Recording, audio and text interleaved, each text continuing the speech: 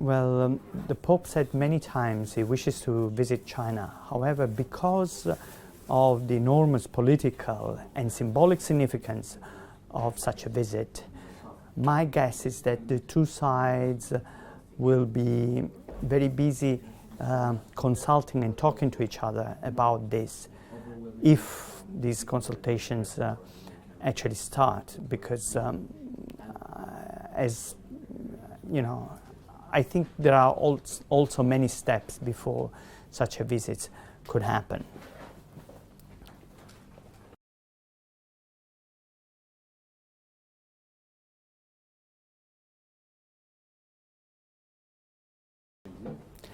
Yes, I think there is a larger diplomatic and geopolitical meaning, because in a way, to make it very briefly, the Vatican is gaining geopolitical profile and also in a way leverage.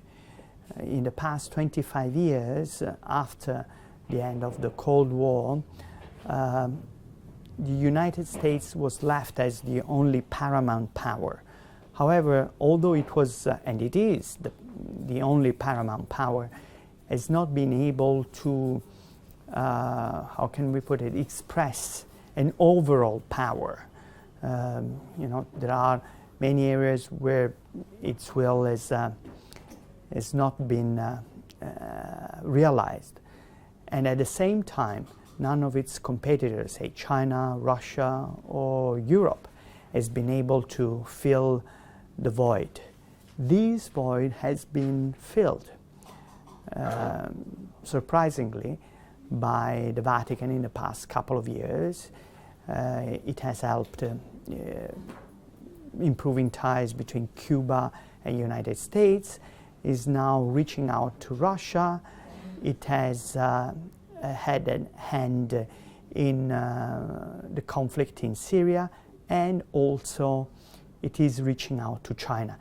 It is doing that is something that no other country and no other international organization, say the UN or the World Bank or any other country, has been able to do.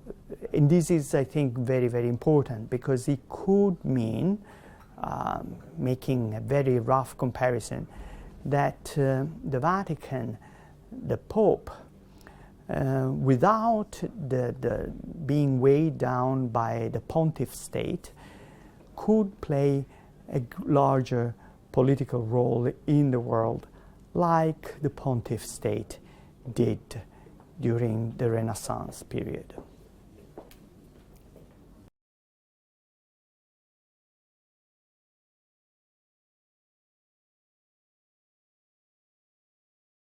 I told him, and I told his people, that I didn't want to talk about human rights, political issues, or religious issues. I mean, there are lots of religious issues of the Catholic Church in China. However, the Catholic Church is, and the Catholics in China are less than 1% of the population. I asked the Pope if he could speak to the Chinese people, who are over 99% non-Catholic, in this special Holy Year of Mercy. So mercy was the main code word for this interview. And how could what could he say to comfort and to make easy for the Chinese to come to grips with their past, and also for the vast majority of the people in the world who are concerned about the China rise, about the Chinese. So I wanted to concentrate on larger social, anthropological, and philosophical issue. In a way, I felt that human rights, issues of religious freedom,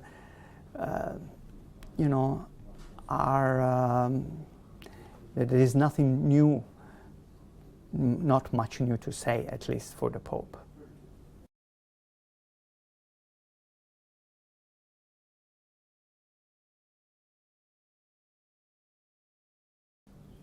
China is extremely important for the Vatican for historical reasons, and especially for this Pope. He is a Jesuit, so he feels he's a heir of the legacy of Matteo Ricci, who came to China in the late 16th century and started this process of other Jesuits like von Schall or Verbischt, who managed to become high officials at the Chinese court.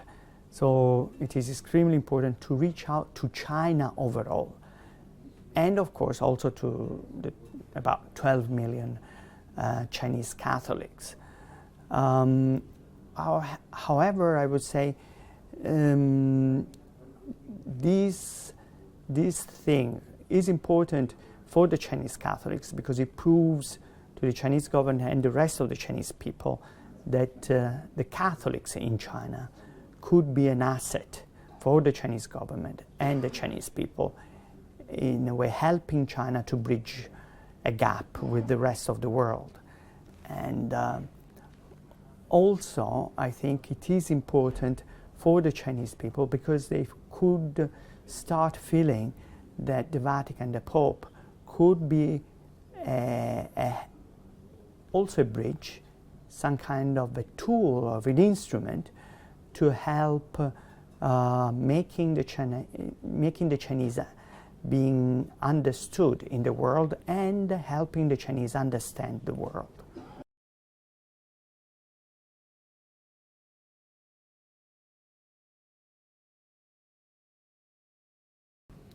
This is part of a separate negotiation, very technical, which is ongoing.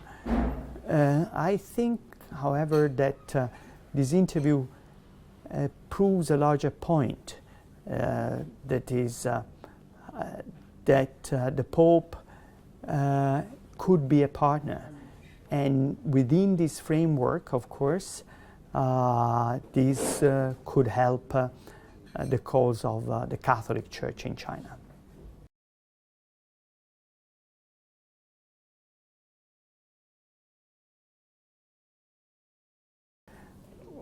Not discussion, but the Pope is very friendly, is very humorous, and he was concerned about me, and he wanted to make me feel at ease, which I found very moving and very touching.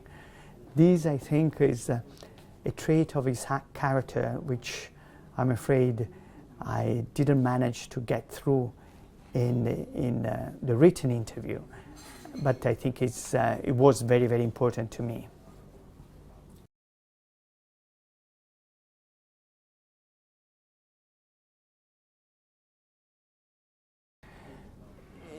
The process of the interview was very long. It took several months of discussion, and the Pope was very interested in this interview and how we wanted to shape this interview.